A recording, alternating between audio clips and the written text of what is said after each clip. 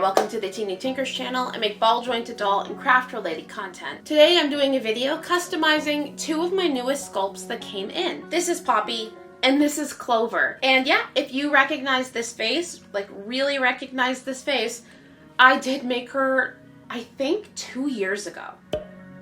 Now I'm getting ready for their pre-order, and this time for their pre-order, I wanted to do complete full sets. So in the past, my full sets have typically been a face up by me, a wig by Hopeful Creation, some purchased eyes, as well as an outfit that I curated from somewhere else. I want to make pretty much everything myself except the shoes and the wig. Although I did design the wigs for this and every pre-order. Well, not every pre-order, just my pre-orders. That'd be kind of weird.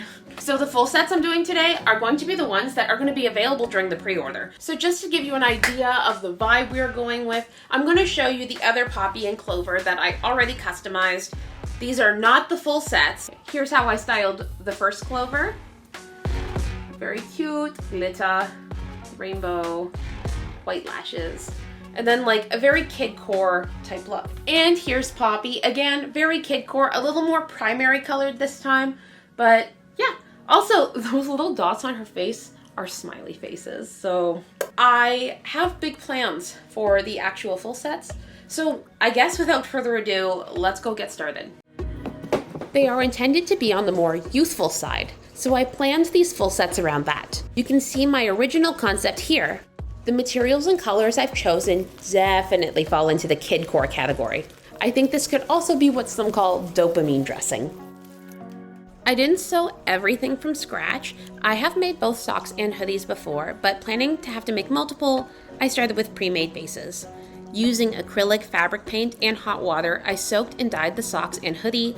I went with an acrylic paint because while the dye should not leak, I wanted to be sure that if it did, it would wipe off a doll really easily. I only mixed half the amount of color and for half of the time so the color would not be so saturated. Before washing, I also put these aside for a vinegar rinse to help hold the color. I almost forgot yellow. This will be for the hoodie Clover will wear. I cut off these ugly big dangly things since they're in the way and I'll be replacing them later. Time to color the hoodie. I went for a dip dye with a slight ombre. I really like this effect and I think I would like to make more clothes like this. However, I wouldn't dip dye in a cup next time, a bowl would have been better, but it does look super fun once it comes out of the dye bath.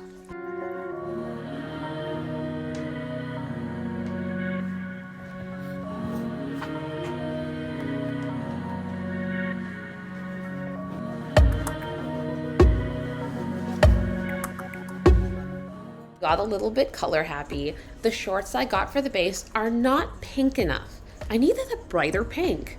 So I used the same pink dye from the socks to deepen the hue.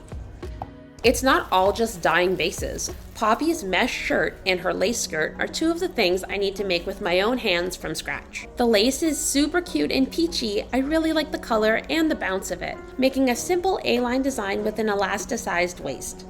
You'd think with the amount of times I use this sewing machine, it wouldn't stress me out, right? But she is a finicky lady and I am constantly disappointing her. She worked well for me this time though, and even handled the zigzag seam edge well, since I don't have a serger. The skirt came out really cute. Onto the top. I adore this fabric and definitely would love a shirt or a dress to wear myself.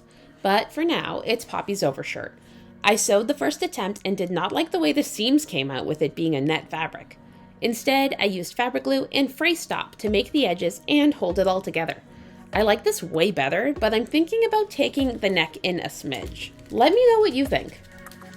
On to the accessories. I used elastic cord for everything because I wanted to go over a doll's head if needed without needing to take the head off.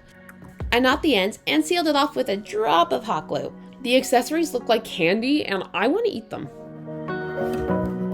I noticed the tank top was far too blue for the polka dots in the polka dot shirt and brought out the dye again. From blue to teal to tie it together. I think it looks much better now. These little links are so precious. I used them to make the chain for Clover's now bright pink shorts. The dyed clothes are dry now. I decided against the black cord for the hoodie and changed it out for a more scale-appropriate white one. Then, instead of those gross black danglies from the beginning, I added these adorable pink smiley face beads. The hoodie is so adorable and I would totally wear this myself. Then I hand-stitched the pastel chain to the shorts. Did you know that I now have a second channel? I'm focusing more energy on quality on this one. Let me know what you think so far, by the way. The videos here are going down to 1 per week on Wednesdays with a main focus on doll making and customization. Don't worry, the second channel, Teenier Tinkers, comes to the rescue.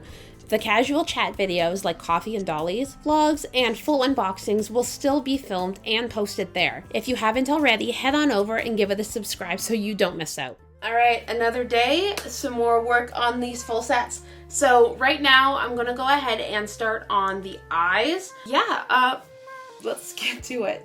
This is my pegboard where I need more storage. Hi. And this is also where I keep my super creepy bin of eyes. A side note that when I go to make everyone else's full sets, I'm going to be sculpting the eyes to Clover and Poppy's heads. They're not gonna look any different, I don't think, but they'll be like ever a hair so slightly different. But for now, I'm just gonna use some from the box. These black glass eyes I used in the prototype suit them so well, so I'm doing that, but cuter. I find the bases that fit the eye wells best and dig through to find 4 of them. So I have some resin, black and clear, UV flashlight, a mixing cup, glitter, and a mini blowtorch to make the eyes. The blowtorch is a little scary, to be honest. I'm not trying to set my house on fire. I also always wear gloves and a respirator when handling resin or other toxic materials. I got this respirator on sale for $45. If you're trying this at home, please use proper equipment. The $45 is worth it to avoid resin poisoning or asthma. For these eyes, I mixed the black resin and this galaxy green and purple glitter. You have to use a decent amount of glitter for it to show up and look good. This then gets dripped into the eye well to fill it to the top. Torch to remove the bubbles and cure with UV light. Then add a clear UV dome on top, pop the bubbles with the blowtorch without burning down your office, and cure. Done! These look super duper cute and are exactly what I was going for. I love the slight shine of them, and they still have that super cute look when you actually try them on in the head. I am so happy with these. This week's doll of the week is super long overdue, and it's Moonekes Poupées Dolls, who bought a Waverly in the very first pre-order. Allison from Moonekes Poupées Dolls has been a huge supporter of me, especially in my early days, and it gave me confidence to see her post videos and interview me and all this other stuff when I was first starting out making dolls. It really helped build me up as a doll artist and gave me so much confidence, and I don't know if I'll ever be able to thank her. Thank you so much again to Allison for the support, for the pictures, for the posts, for everything. It means the world.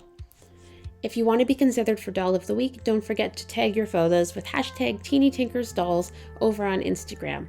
All right, back to the video. It's time for my favorite part, face-ups. The face-ups on the other Poppy and Clover are a bit more stylized, and I wanted to give the full set something soft, sweet, and more versatile.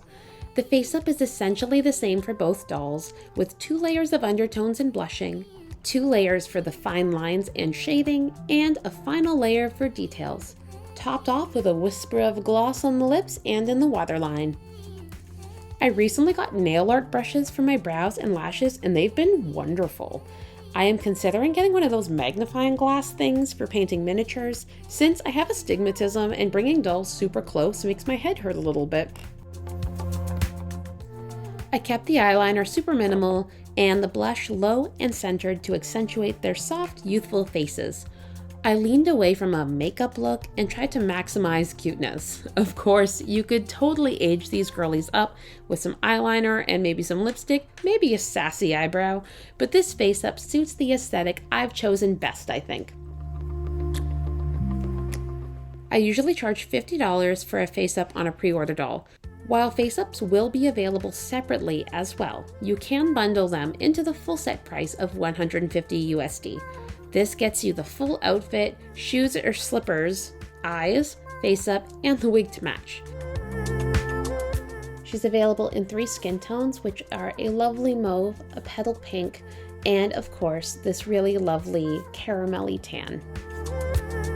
You'll be able to pay your full payment or your layaway dolls through PayPal or through credit card through my teenytinkers.com website at the time of the pre-order. Speaking of full payment, as a gift for purchasing a full payment Poppy or Clover, you will get a free corresponding micro BJD. So that means if you order a mauve Poppy, you will get a micro mauve Poppy, and as close to matching the resin skin tone as I can. I thought this would be a really cute alternative to the sweaters I usually gift. Also, this is my new go-to for eyebrows. I use a rubber band or 2 to place the eyebrows and then lay the initial pastel. Then I lay the initial pastels down. From there, I can paint the hairs on and it keeps the lines a lot more even, which saves me so much time. Since the pre-order ends before the end of June and my caster already has the molds made, I am expecting everyone to have their dolls before this Christmas. Like every pre-order I've had so far, they are time limited, but not quantity limited. The pre-order is open for 3 weeks, and as long as you get your first order, your first layaway payment in before those 3 weeks, you are able to get a doll. Oh, I should mention that even if you don't get the full set, your doll will come with eyes. They may not be the eyes we've made here today though. I will only have 10 of each full set available since there is so much work and time put into putting it all together. Speaking of putting it together, it's time to see the completed look. I love how they came out. The wigs are super adorable and match the vibe perfectly. They are cute and friendly and ready for playtime. Poppy and Clover's pre-order opens on June 1st to June 21st. If you're excited to join and you're worried about forgetting, you can follow my Instagram where I will absolutely announce pre-order updates, or if you go to my website, teenytinkers.com, you can subscribe to the newsletter where I will absolutely also be sending pre-order updates. Alright, thanks for watching this video. If you're already subscribed to this channel, thanks so much for subscribing, and if you're new here, I hope you like the content and will consider subscribing. As always, I hope you have a fantastic day. Bye!